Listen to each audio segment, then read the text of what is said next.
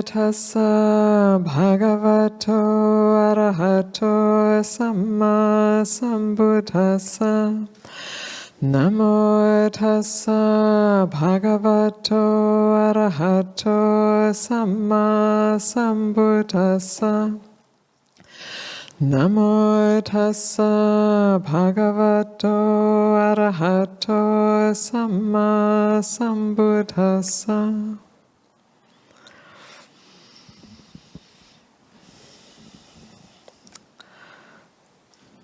So the Buddha is, with his great compassion, saw how we are bound up, caught up, tied up in knots, entangled internally and externally in our story of who we are, of how it feels to be this one, and in our relationships with each other and with the world. There's entanglement upon entanglement. And he saw the potential, I mean, he not just saw it, he was living it, living the potential of being free of that. And the Buddha's teaching covers such a wide variety of levels. So from the the very basic to very, very subtle teachings. And what I've found is that even the very simple and basic teachings have layer upon layer of meaning. So in the beginning we might hear something and it's like, oh yeah. And then we work at that and then we find the fruits of that, we experience the results of it. And then maybe much later on in our practice we understand it differently, more deeply. Even around things like mindfulness, sati. In the beginning it has we have one understanding and we're like, I've got it. And then much later in our practice we might find, oh, there's this whole other aspect to sati. And then now I've got it. And then later again we might experience another subtlety. And this is one of the beauties of the teaching.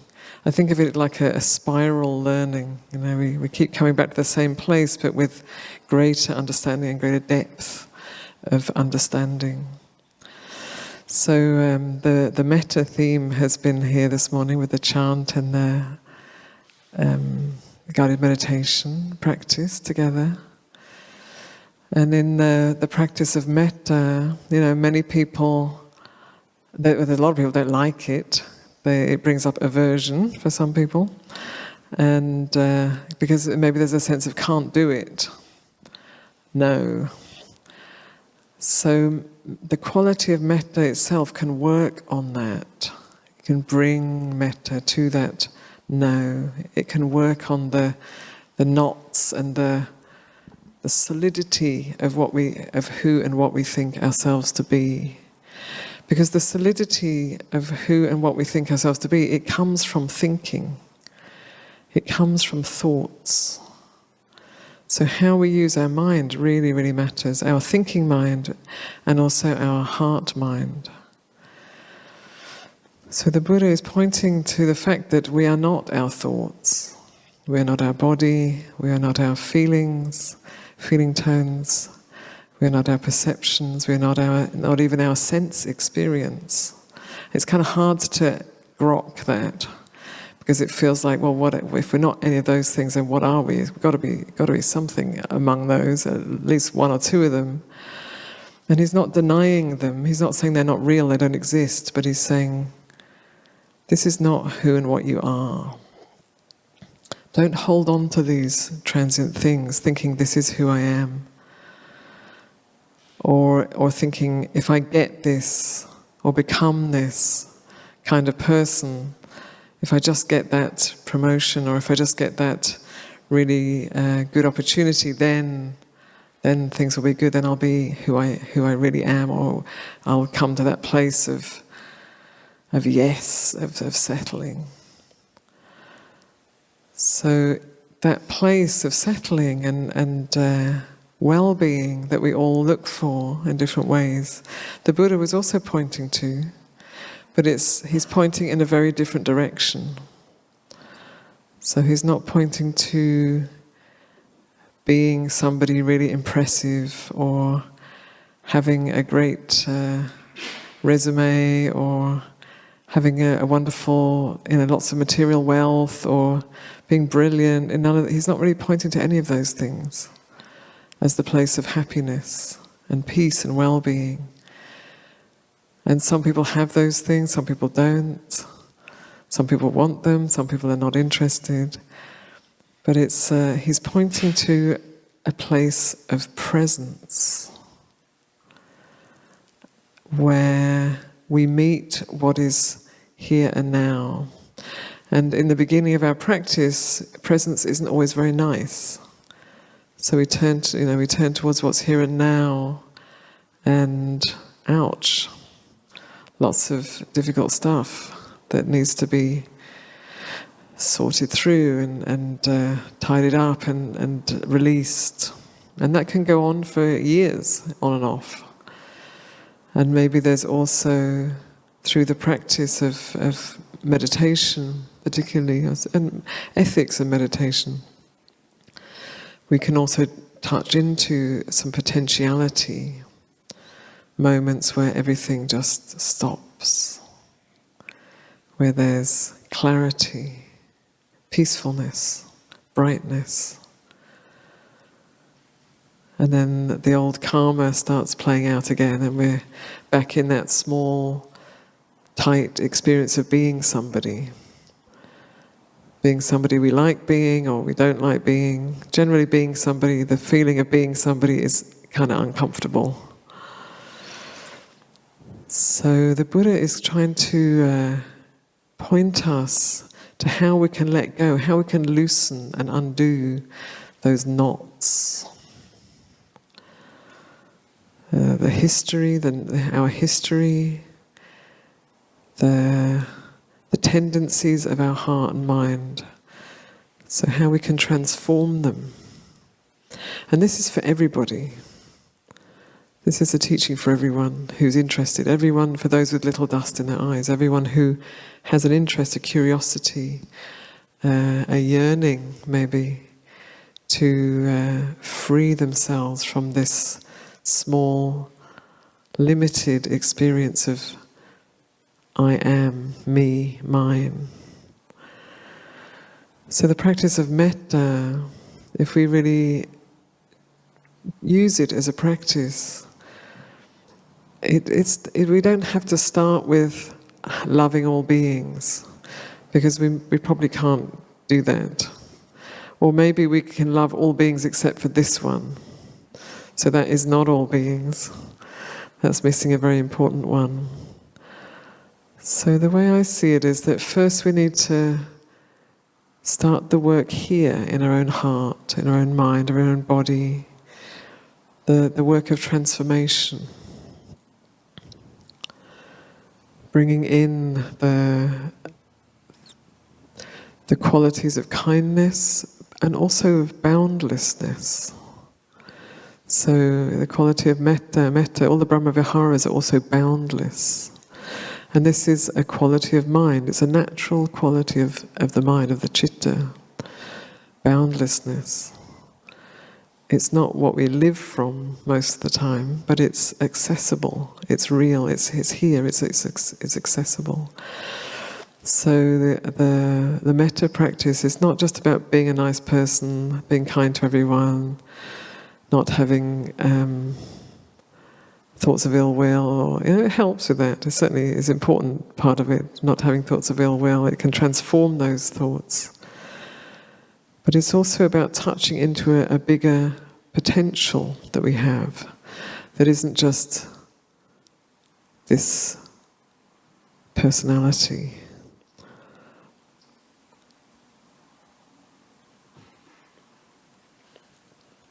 And it transforms the way we experience the world, and also it transforms our own patterns. It loosens the knots, this quality of metta. And as we cultivate that, and in a way that is embodied, present, vibrant, radiating, interrelated, so it's radiating for all beings. And then we can even go beyond beings and just let it radiate. Just let it radiate in all directions, down into the earth, out into the cosmos, out into every direction. Learning to release the mind from its limited, bound, forgetful state. So as we do that, we start to... so that those experiences of spaciousness and boundlessness, they support the undoing of the holding and the knots and the wanting and the not wanting.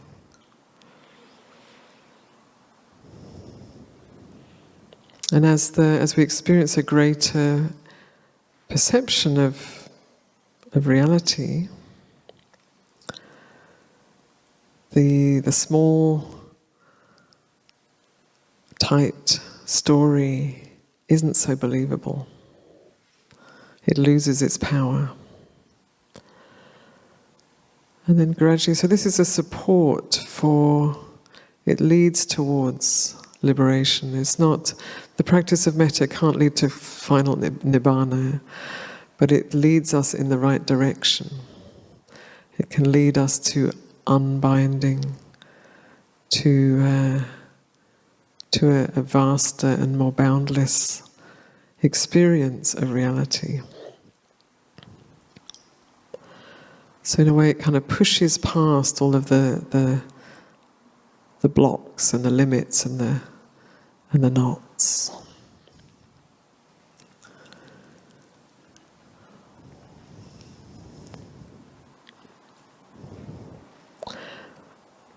And there are many quite simple aspects of the Buddha's teaching that we maybe are already employing in our practice, like sila, like ethics, that also support this unbinding.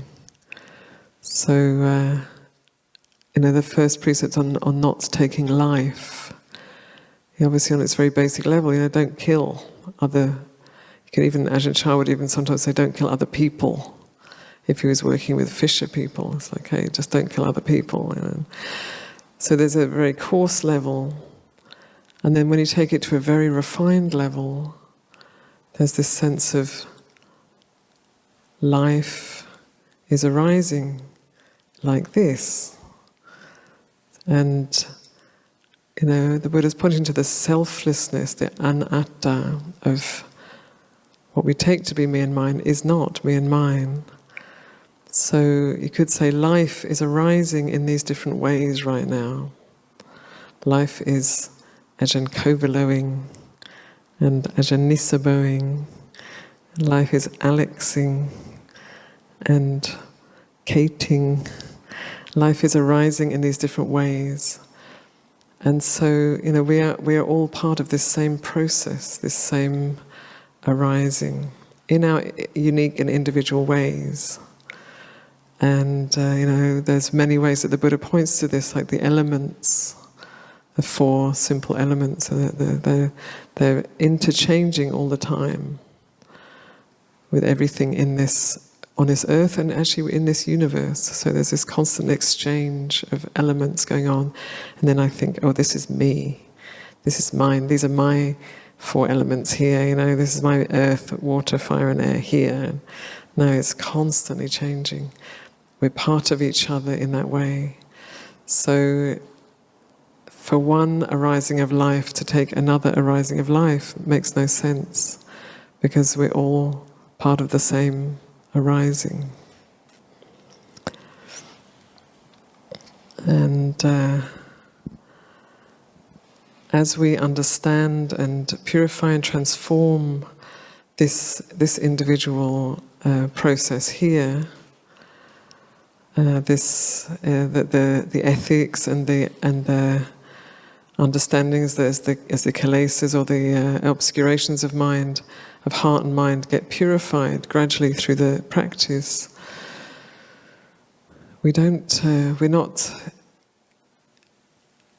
it's not all about me anymore, what I can get, what I can be, what I can show. But, and yet it remains unique. So the Arahants were very individual characters. So we remain unique, but without that self-orientation.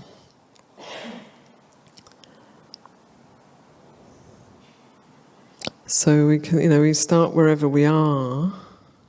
We might be starting, it might be keeping the 5 precepts is our highest practice. That's a really precious practice, and it might be that it takes a lot of effort to keep those 5 precepts, and that's perfect. And it might be that those feel really established, and we're just comfortable with those, and we're really working at transforming ill will in our heart, because it just keeps coming up. And if that person was just not there or different, then I wouldn't feel this, but it's all their fault. And it's like, well, no, it isn't all their fault. The ill will is in the heart. So how to transform that ill will? Or greed, whatever it may be, confusion. So the work is to know where we are, start from where we are, know where we are, and to really meet the edge of that. So if the practice is very comfortable, we probably want to up the ante a little bit. Where are the places of stuckness? Where do I get triggered? Where are the knots? And to meet them, and bringing in all of the goodness of your practice already. So not forgetting to look at where you have already cultivated, and also the friendship. Good friends, spiritual companions is so important. People who've gone further than you have gone, or who are working with the same staff and want to encourage you along the way. So this is all a support for the practice. And I feel like here, these conditions are amazing. They are so good. We have really amazing, frequent teachings from the Ajahns here, and this vibrant community, and good enough, requisites, like enough, hopefully everyone's got enough food, water, medicine. Medicine can be a bit challenging sometimes, accommodation and clothing, hopefully you've got the basics good enough. And then finding the time, so everyone has this time, you've spent this time to be here, finding the time to take care of the path. The conditions are really good, and the opportunity is rare. And if this is the first Sangha you've ever been at, you might think, oh yeah, this is just like how it is. And I think this is quite a unique community, actually. And the quality is very high here. So don't waste this opportunity. Don't just come for entertainment. This is a precious opportunity. The Buddha says there is no discernible beginning to samsara. So samsara is the endless wheel of becoming. Never ends. There's no discernible beginning, and it goes on and on. And the Dhamma is showing us that we can get off that wheel. We can get onto the Dhamma wheel. And the Dhamma wheel leads us to Nibbana, to freedom, to liberation. And this is a genuine possibility. This is real. This isn't just people back in the Buddha's time when the Buddha was there. This is a genuine possibility that we can all support each other in, work towards.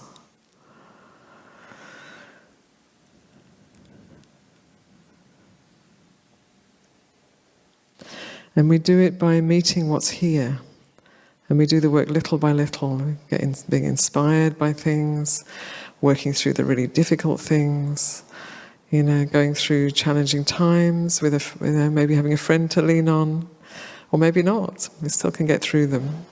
Going through kind of wonderful experiences, illuminating, insightful experiences, and then keeping on going. Don't just have some wonderful experience and think you got there, you're done. No, keep going until full liberation. It is. This is what the Buddha was pointing to. It is possible. Maybe we should have a race to the finish line. And there are also in the suttas mentions of some of the disciples of the Buddha who had made pacts in past lives, to support each other. They'd be seeking for enlightenment, and then, okay, well, if you get there first, let me know, and you can help me along. And so maybe that's something we could all do. Maybe not everyone, all of us together, but choose someone, or there may be somebody in the room. Maybe these two monks have already done that long ago. Support each other to enlightenment. So just a sense of like someone who's always going to be encouraging you in the right direction. So I offer that today,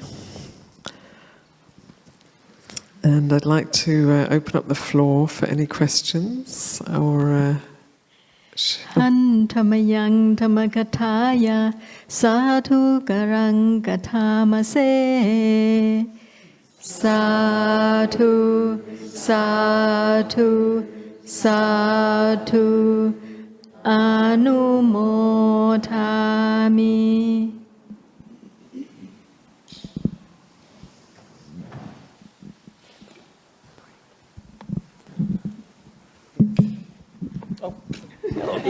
That was easy. Thank you for being here, Venerables. It's such a blessing. My question is it the personality that abides in ill will? Or is that Mara? Or are they one and the same? Great question, yeah. Well, what is the personality? The sense of self is a contraction. The sense of self is it's that which is not liberated. So ill will is part of the sense of self, and definitely Mara. So Mara, for anyone who doesn't know what Mara is, in the suttas, you have the Buddha, and you have various kind of deities, and then you have Mara, who is actually a deity, who is the one who's always trying to pull you off track. So the one who's always telling you to do the things that will keep you stuck. So you could say, yes, Mara and ill will, Mara and ill will are like that. And whether ill will is Mara or Mara is ill will, maybe we don't need to get into that. But definitely, if there's ill will arising in the heart's contracted, it's othering, it's me and them, and so it's delusion. And Mara is the king of delusion, revels in delusion. And then the personality, I guess that's, probably in the suttas, the Buddha doesn't even really exactly use that word personality. We have translated some things as personality that he doesn't really use that word, as far as I know. Personalities. Sakkaya Ditthi would be more like the body, isn't it? So maybe that's a more modern psychological, well, not very psychological way of seeing things. But anyway, ill will is a contraction, the sense of self and other, and it's kind of the opposite direction to liberation.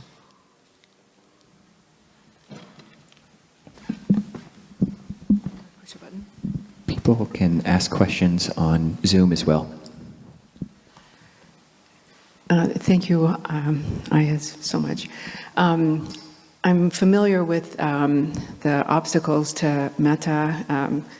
I remember reading that analogy of your experience of that contracted, leathery little heart from so long ago, and that no that arose so much in me, I worked on. But I'm interested in your experiences and observations of what yes is like. So teach us more about the yes to metta, please. Yeah, the yes is... So I guess it depends where you're starting from, but for me personally, the first yes was it's just recognizing there's a need to transform. If the heart's very contracted like that, the first thing was like, I need some help. So there's a yes there. And then being given that teaching on metta and realizing the heart can't do it. So take it in, breathe it in, let it bathe the heart that can't produce metta. So I guess I had an experience before I started meditating of unconditional love as a phenomena. And so there was a sense of, it's here, it's a quality. And then the separate sense of self blocks it. So there's the belief in a separate somebody, the personality, the me, blocks, that thought was blocking that unconditional love from permeating the heart, the mind. So I guess because I sort of saw that before, there was a recognition like, okay, well I can't generate it, but I can take it in. And so then taking it in until the heart is well and has a sense of well-being. And then it's just a lovely, lovely thing to do, to share that for all beings. There's nothing more wonderful. I mean, there are more wonderful things, but not many, than sharing that for all beings. It's just, that's the yes too. It's just like, it's a beautiful thing to do. And then as you keep doing that, and at first it is a doing, as you keep doing that, you experience it's very, very beautiful for oneself, and it's beneficial for others. And then gradually the heart-mind just gets, you experience the limitless nature of the mind, of the citta. And it's the yes is in some ways it gets more and more present and centered and just here. And at some point you don't need to be anyone doing anything, it'll just be happening. Yeah. With some cultivation. Yeah.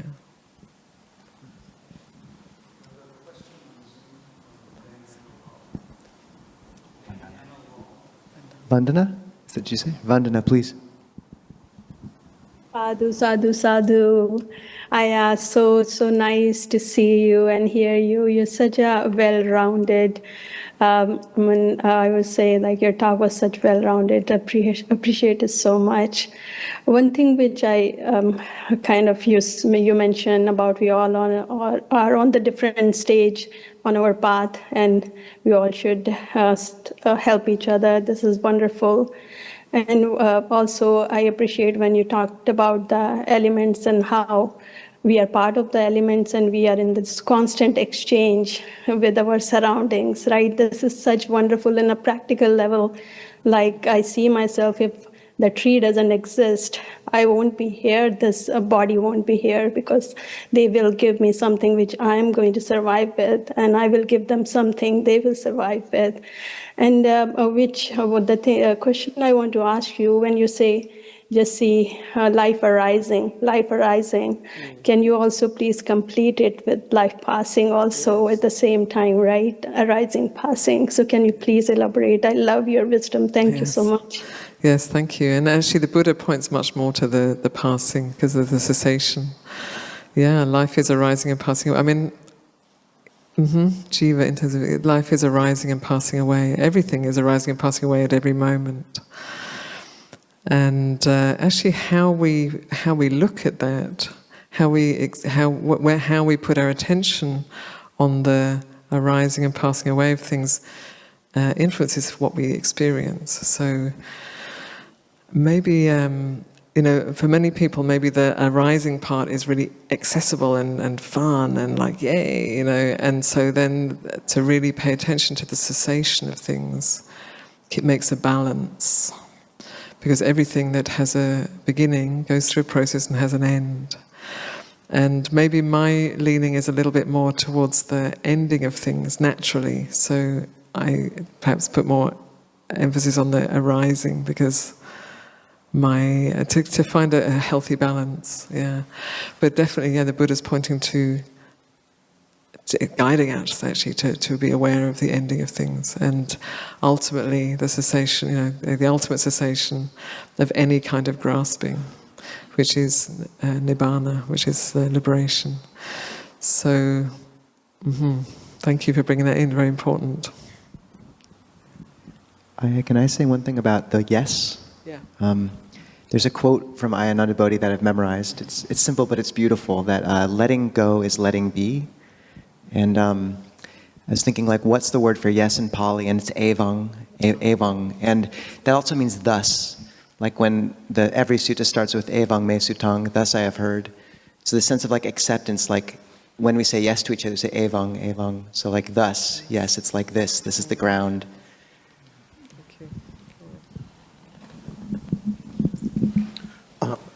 I'm new at this, but and I'm not sure if this is an appropriate question, but it seems to me right now there's a lot of evil in the world and feeling helpless in light of that, and I'm wondering how Buddhism looks at that. Thanks, Vic. Yeah, the evil in the world. It's there always has been.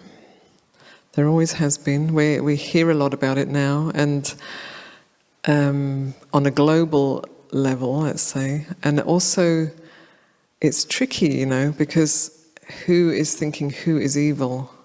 Because these people think those people are evil, and those people think these people are evil, and so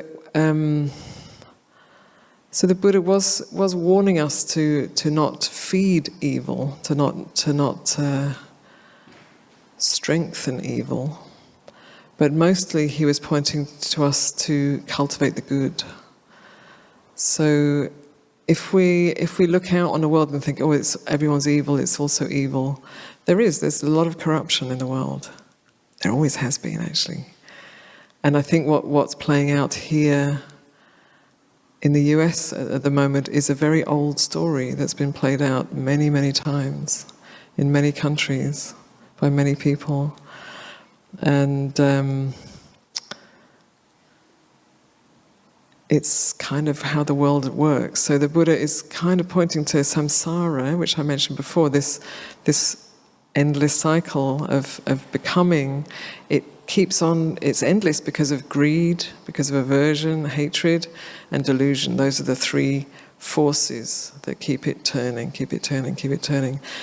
And so, there are times when when those forces are stronger, and there are times when they're weaker on a level of a country or on a global level.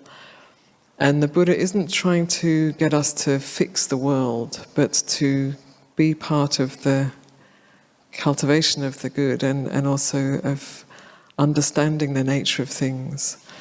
So it's important to, if somebody's in danger, to do what one can to protect them. And if somebody needs help, to do what one can to help. And we're limited in this world.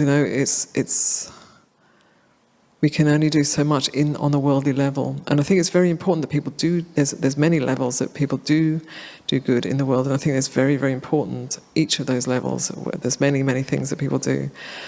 Each of them is important, and then there's kind of what the monastics hold in a way is the stepping out of the whole crazy mess of it all into, and I don't mean in an avoidant way, but just recognizing this is beginningless and endless. This has been going on forever, and how can we bring, and in our own lives, the qualities of clarity, kindness, understanding, patience, these qualities, and how can we encourage them in others?